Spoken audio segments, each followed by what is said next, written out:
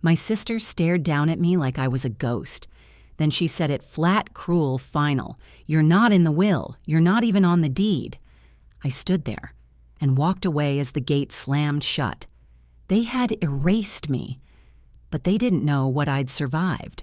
There was a time when I believed the house on Windmere Lane would always be my anchor, the place that steadied me no matter how far I traveled or how many enemies I tracked through encrypted code.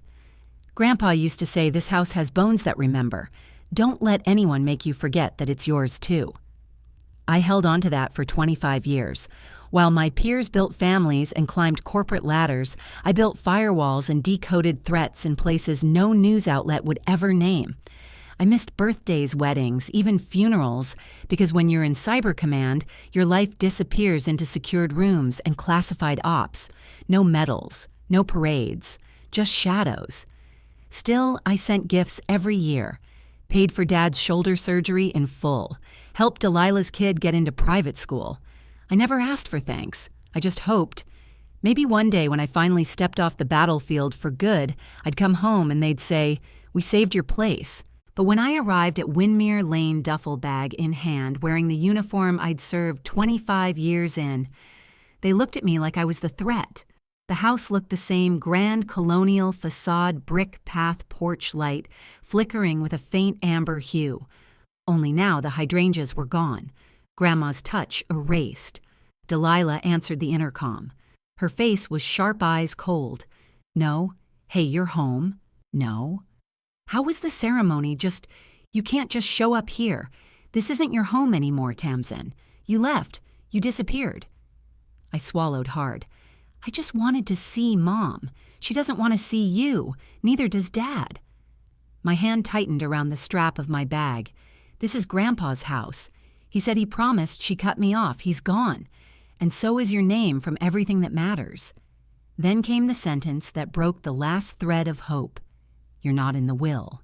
You're not even on the deed. A lump rose in my throat, but I wouldn't let it fall. Not in front of her. 10 minutes later, a cruiser pulled up. 2 officers stepped out, one young one, older. The second glanced at my uniform and hesitated. "Lieutenant Colonel Lockhack," he asked, soft recognition in his voice. I nodded. The younger one stepped forward, voice firm. "Ma'am, this property is registered to Delilah Thatcher and Richard Lockhack. There's no record of your legal access." I looked past him at the windows, at the life I used to imagine returning to. Then I stepped back as the gate clanged shut, a sound like steel on bone. That night, I didn't check into a hotel.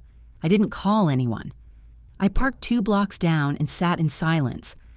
The street was quiet save for the whisper of leaves brushing the windshield.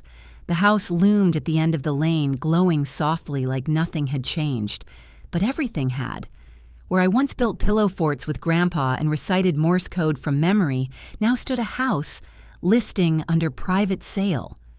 A crooked sign on the front lawn, as if I'd never existed there. I hadn't cried in years, not during Bahrain, not after losing soldiers I trained, not when I came home to an empty apartment and a pension that felt more like a condolence prize. But that night, something inside me fractured, because betrayal by enemies is expected, but betrayal by blood, that's a kind of war you never trained for. At dawn, I saw lights flicker on inside, a silhouette pass through the kitchen. My father, same rigid posture, same cold stillness. He didn't look outside once. I checked my phone foolishly. Maybe Mom had texted. Only one unread message. No name. Return to base. "There's nothing here for you." I dropped the phone into the cup holder and stared at the dashboard. Return to base. I wasn't built to retreat. And if there was nothing here for me, I would build something that made them regret ever thinking I'd stay gone. I didn't sleep that night. Not really. I watched the porch light flicker out, the house exhale into silence, and the world I used to call mine close its doors like I was just another ghost pressing its face to the glass. By 9:00 a.m., I was downtown walking past Jefferson Street in search of an answer. That's when I saw her Ruth Clay sitting in the back corner of a quiet cafe, same sharp posture, same unshakable black blazer from college days. We hadn't spoken in years. War had a way of erasing more than just enemies.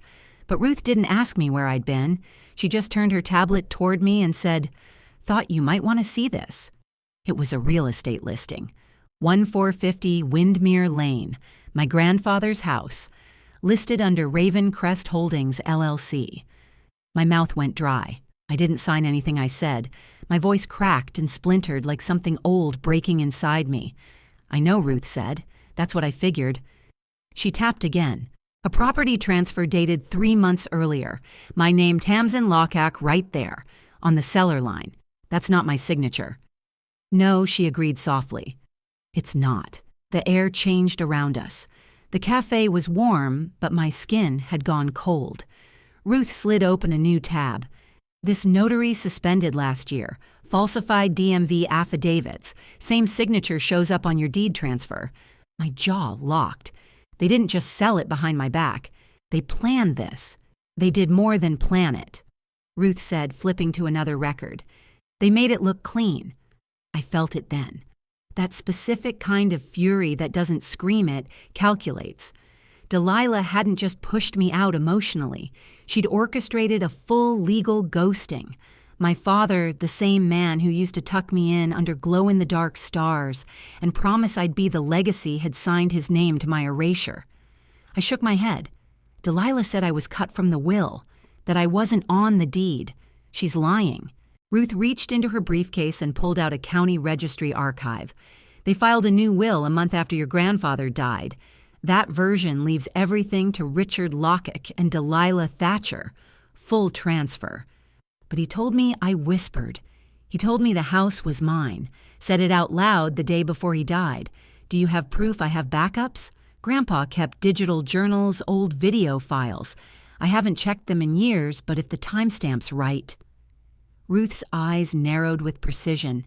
If there's even one inconsistency timing, handwriting, witness ID, we open a civil claim. Fraud, forgery, real penalties. My hands trembled slightly as I reached for the cup of coffee. The ceramic edge clinked against my wedding band, not from marriage, but duty. The band all senior officers get upon retirement. A silent circle of service. They told me to my face I didn't matter, that the house wasn't mine. Ruth didn't flinch. Then we prove otherwise. One paper at a time. She already had a legal pad full of notes. Property transfers, ownership loopholes, Raven Crest's shell structure. Raven Crest is a buffer, she said. I've traced at least 2 holding companies tied to it, and one director name keeps showing up. She turned the tablet again. Brian Calloway. My stomach tightened. Delilah's husband, supply chain logistics, international freight, shell accounts, paperless trail, perfect for laundering assets. I stared at the screen like it had slapped me. She was always his puppet. Or maybe they were equals in cruelty. "I'll file for injunction," Ruth said. "First move is freezing the title. Then we pull every land record on Windmere Lane. If your grandfather left even one legitimate draft of a will, we find it." I looked at her then, not just my old friend, but a lawyer sharp enough to slice through lies and wipe them off the blade after. "I'm not letting them win," I said. "They think I'll fold. They don't know you." That night, I drove back to Windmere Lane. The porch light was off now. The hydrangeas were gone. The house looked clean, too clean. Like someone had tried to erase the life that once bloomed there and missed only the shadows burned into the sidewalk. They took my home on paper, but I had a pen too, and I knew how to rewrite what they'd buried. This wasn't over. By morning, I wasn't angry anymore. I was precise. The kind of precision you only learn from decades behind secure firewalls where one wrong keystroke could send a signal across continents or wipe out weeks of surveillance. I wasn't just a woman in uniform now. I was a system of memory, of documentation, of war, conducted in quiet rooms with glowing screens. They thought cutting me out would be easy. They forgot what I did for a living. Ruth had already initiated the Injunction County flag-raised title, freeze pending. Meanwhile, I turned my 1-bedroom apartment into a war room. 2 laptops, one offline, one air-gapped, a backup server humming under my desk, 3 encrypted hard drives that hadn't been touched since Ramstein, all still cold and silent until now. I pulled up my grandfather's old archives. Back when I was still deployed in Kabul, he used to send me voice notes instead of letters, his hands too shaky for writing. Some were stories. Some were just him talking about the garden. But one, just one, I remembered distinctly. Tamsin, this house will be yours when I'm gone. Not because of what you've done, but because of who you are. This family won't always remember that. So you keep this. It's my word on tape. I found the file. Video. Time-stamped 11:17 a.m., one day before his death. His voice still clear. His eyes tired but sure. I backed it up 3 times. Then I called Isaac Ing. We hadn't spoken in 2 years. But I'd trusted him with black site transmissions in Moldova. If anyone could track a lie across digital fog, it was him. He picked up after 6 minutes. "Colonel Lockett," he said, sounding like no time had passed. "I've got a family issue," I said, "and someone's laundering property through a shell corp. Pull everything he said. Don't wait. Start the chain. I'm in." Within hours, we were joined by Kayla, a forensics analyst Ruth had used before. Voice modulated. No camera. She never showed her face, but when she said, "I've got your data packet, let's see what the liars missed," I felt something in me steady. She scrubbed metadata from the deed transfer, found timestamps that didn't match county filings. Isaac ran background scans on Raven Crest. Within 45 minutes, they had a web of connections. Delilah's bank account, Brian's freight company, a pattern of wire transfers timed between midnight and 3 a.m., routed through Luxembourg, then back through a Delaware LLC. Then Isaac said, "Wait." This signature on the warehouse leasing contract. "That's your father's." He authorized use of Windmere Lane for equipment storage. My blood ran still. He hadn't just known, he signed off on it. He lent my name, my service record, and my trust to people who used it for profit. "I'm filing now," Ruth said. "Forgery, fraud, unauthorized use of federal clearance identifiers. We're adding contract abuse under false credentials." That night, I returned to the house, not to knock, to watch. I parked 2 blocks down again, windows cracked, coat zipped to the neck. The autumn air tasted like something bitter blooming behind molars. At 10:45, a man appeared, mid-40s, baseball cap, mechanic's build. He didn't glance my way, but when he walked past, he tucked a note under my wiper. Plain paper, all caps. "If you're really Tamsin, meet me at Alley 9, 11 p.m. Come alone." I didn't hesitate. The alley behind Windmere Lane was narrow, rusted chain-link fencing on both sides, faint smell of oil and something old and wet. Crates stacked like forgotten secrets. He was already waiting. Hands rough, grease under nails. Marine Corps tattoo faded on his left arm. "I knew your grandfather," he said. "Name's Ethan. I fixed trucks over at McRae. Lived here my whole life. What did you see?" He looked around, whispered. "They say you're unstable. That combat scrambled you. That's what your sister tells the neighbors." I didn't flinch. Let them talk. But I've seen vans. No plates. Blacked out. They show up at night. Back into the alley. Always the same tall guy, silent gloves on. Watches everything. He paused. "Your sister's husband, Brian. He's there every time." My heart thundered in my ribs. "You see what they're bringing in. Not furniture. Too heavy. Boxed. Locked tight. They go straight to the basement door. And then the power jumps," I muttered. He nodded. "It's not legal, whatever it is." I slid an audio recorder from my pocket, tucked it into my palm like a weapon. I need to see it myself. That's not smart. I don't care. At midnight, I dressed in black, clipped a body cam to my collar, returned to the alley. I stayed low behind the half-burned fence line. At 12:33 a.m., 2 trucks rolled in, lights off, 4 men got out. Brian led them, voice low but posture full of arrogance. He unlocked the basement hatch behind the house. The others moved crates with practiced ease. I pressed record. Then I crept toward a vent near the foundation, slipped the recorder through a narrow slot, and held my breath. Static. Then if the officer finds out no warning, sever the tie. The voice, rough, southern drawl, deliberate. My father. I backed away slowly. I didn't cry, I didn't scream. I documented. I disappeared into the shadows like I was trained to do. The war had a voice now, his, and I was ready. By dawn, the recorder was gone. I returned to the alley gloves on heart steady, ready to retrieve it and back up the audio before anything could vanish, but the vent was clean. Too clean. No device, no dust, no sign it had ever been there. And that told me everything I needed to know. They knew. They were watching back. An hour later, the message came. No name, no number. Just a quiet assault through glowing pixels. You're playing with fire. I have your military psych file. Want to see what it says about you? I stared at it. Cold static horror crawling up my spine. That file was restricted. Top-tier clearance. Classified under internal wellness and threat debriefs. Only 3 agencies had access and even fewer people. They weren't just laundering property. They were touching weapons-grade clearance and using my trauma as leverage. But I wasn't that 24-year-old shaking behind encrypted walls in Kandahar anymore. I was a woman forged in silence, and silence could cut sharper than sound. I didn't reply. I forwarded the message to Ruth, then sent it to Isaac with one line. They're using psych records, possibly Fed contract overlap. Move fast. 6 minutes later, Isaac called. Tamzen, we're going full burn.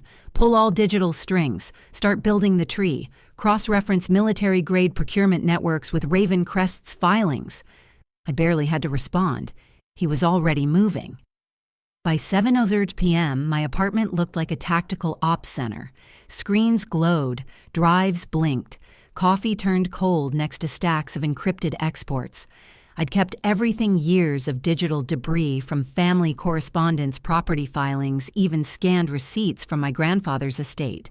What they thought were scraps were actually blueprints. That night, Kayla joined the call again. I traced IP anomalies from the shell company logs, she said through her modulated voice. They were routing access through Belgium, then back through an offshore hub in the Caymans.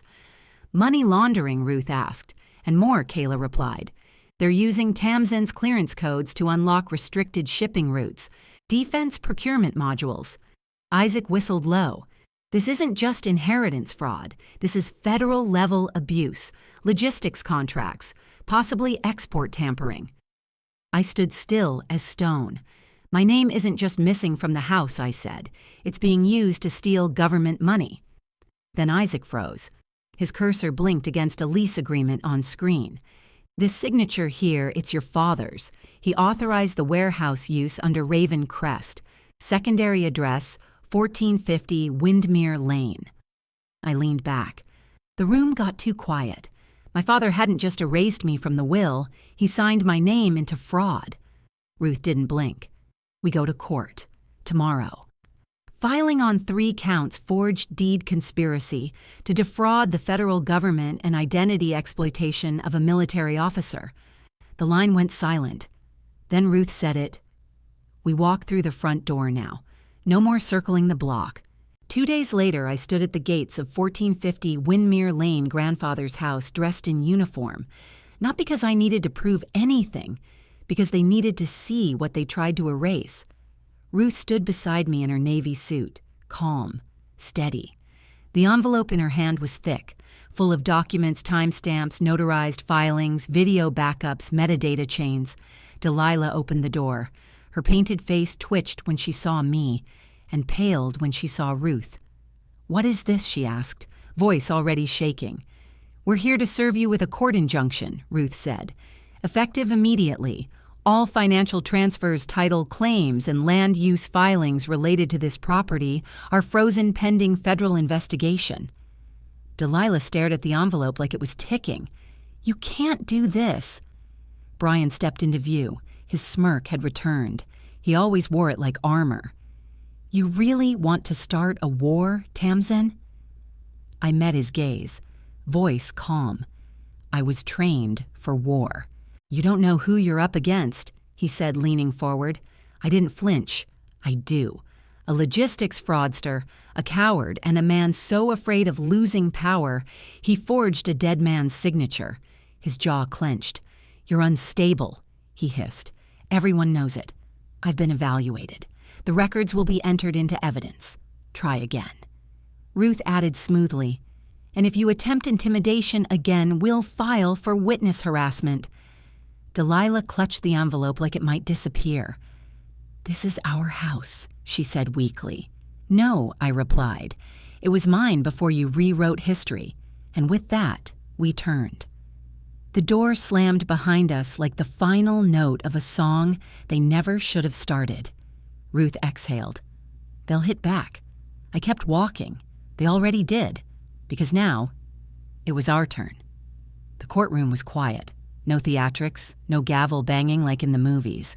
Just that low hum of bureaucratic power, the soft clicks of laptops, rustling papers, the echo of dress shoes on polished tile. A silence that didn't need to shout. It just waited for truth. I sat behind the witness table, uniform sharp, ribbons crisp, spine straight. Not for show, for remembrance. Not just of what I'd done, but of who I was before they tried to delete me. The prosecutor's voice was firm, but respectful.